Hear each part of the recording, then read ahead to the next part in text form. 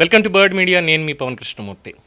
Content creator maybe gold medal తెచ్చుకున్నప్పటికీ కూడా జర్నలిజంలో కంటెంట్ క్రియేటర్ అనాలా జర్నలిస్ట్ అనాలని మీరే డిసైడ్ చేయండి. I don't mind to comment on that. And K Venkatareddy అనేటువంటి అతను మొన్న సరూనర్ పిఎస్ దగ్గర అరెస్ట్ చేశారు తెలంగాణ పోలీసులకి చెప్పిన తర్వాత. సరే, తెలంగాణ పోలీసుల దగ్గర కూడా ఏపీ పోలీసుల మీద కేసు నమోదు చేశారట. వీళ్ళు అర్ధరాత్రి వచ్చి తీసుకెళ్లారు అని చెప్పని. అంటే ఏ టైంకి తీసుకెళ్ళాలి, తీసుకెళ్ళకూడదు అనేది కూడా పోలీసులకి వీళ్ళే చెప్పాలి అనేది ఒక పాయింట్. సరే, అది పక్కన పెడితే ఈ కేవీ రెడ్డికి సంబంధించి చూసినప్పుడు గతంలో ఒక మాట మాట్లాడాడు. ఒకసారి అది మనం విందాం.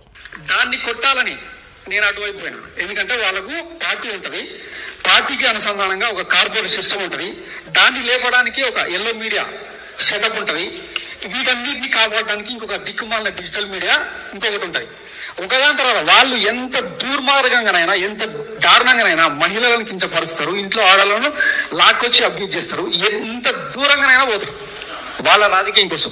ఇంకొకటి, చంద్రబాబు అనేటువంటి అధికారంలో ఉన్నప్పుడు మాత్రం రాష్ట్రం తెల్లకాగితం లెక్క ఉంటుంది అన్నట్టు వార్తలు వస్తాయి.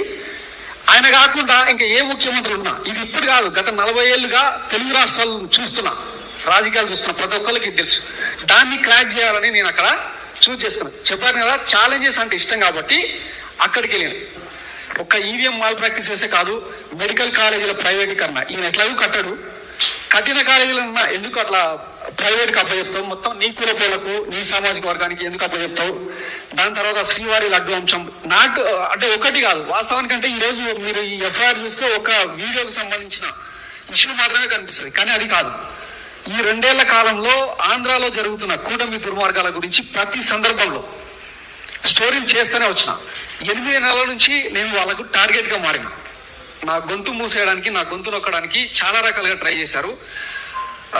అట్లాంటిది ఏం జరగదు. ఈ వేదిక నీతి నుంచి నేను చెప్తా ఉన్నాను. వాస్తవానికి ఈ ఆంధ్ర సర్కారు నా మీద కక్ష కట్టడానికి ఆ విషయాలు కూడా చెప్పాలి కాబట్టి కొన్ని విషయాలు చెప్పదలుచుకున్నా.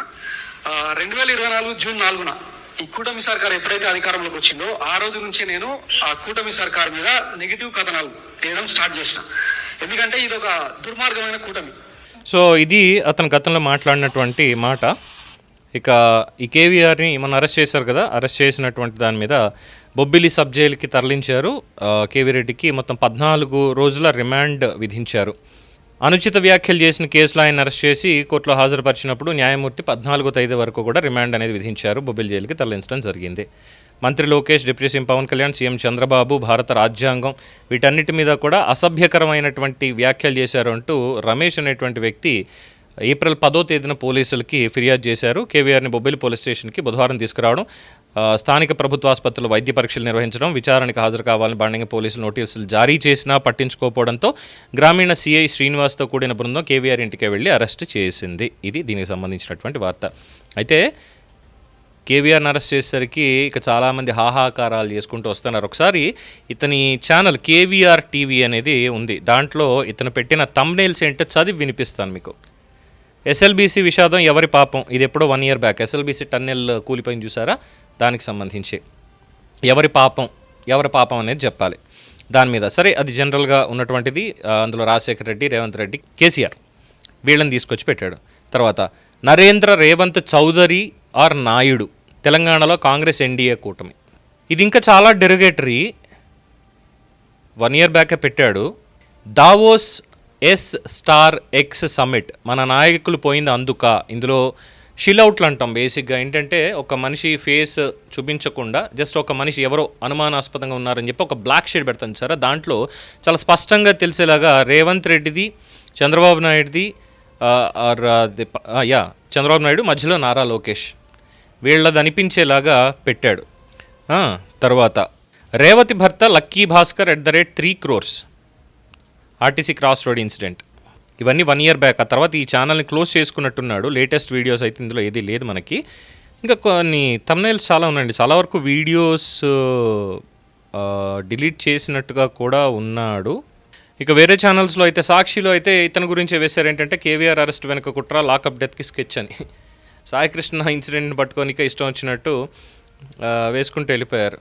అన్నతో మామూలుగా ఉండదు, తెలంగాణ పరువు పాయే, బీజేపీతో సంసారం, కాంగ్రెస్తో రంకు భాగోతం, కల్తీ లడ్డుతో బీజేపీకి పోటు పొడిచిన బాబు, బీజేపీతో సంవత్సరం, కాంగ్రెస్తో రంకు, దిక్కుమాలిన రంకు బాగోత్తాలు ఎందో.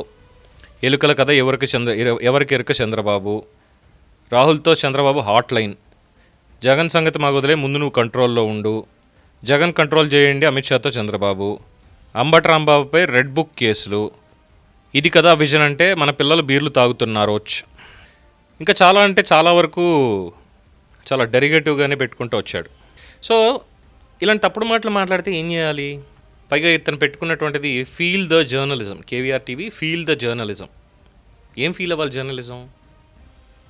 బూతులు తిడుతుంటే, బూతులు మాట్లాడుతుంటే. అందుకే అరెస్ట్ చేయడు, అంతకుమించి ఏం లేదు. ఇక మిగతా వాళ్ళందరూ కూడా మేధావులు మాట్లాడతారు. ఆ మేధావుల సంగతి తర్వాత చూద్దాం. ఇది దీనికి సంబంధించినటువంటి update. For more updates keep watching the bird media. ఈ వీడియో మీకు నచ్చినట్లయితే లైక్ చేయండి, షేర్ చేయండి, సబ్స్క్రైబ్ చేయండి. మరిన్ని అప్డేట్ల కోసం మా వాట్సాప్ ఛానల్ను ఫాలో చేయండి.